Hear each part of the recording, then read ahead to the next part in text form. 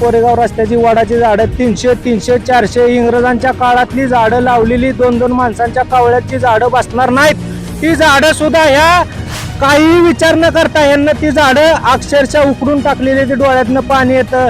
एक वडाचं झाड यांना कुणीही वाढवून बघावं की वडाचं झाड मोठं व्हायला किती दिवस लागतात आणि वडाचं झाड यांना दुमेरी कासरा करून जी कासऱ्याच्या ह्याच्यात बसणार नाही असली झाडं कापली. ती खरंच मनाला नाही असं वाटतं की तिथं झाडापाशी जाऊन डोकं आपटावं.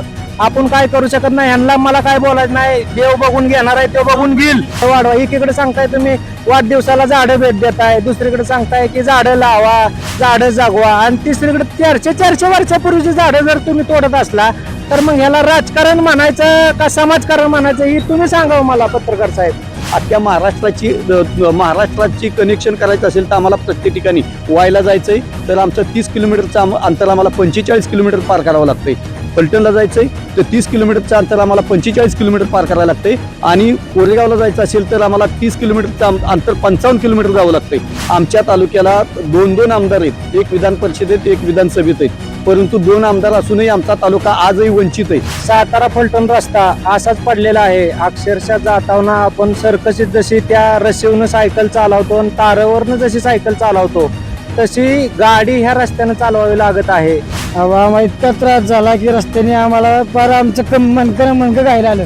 गाड्यांचं कुळकुळ झालं 4-6 महिन्यातच. एकाची पाळी गोळा करतोय माझं तुकडं.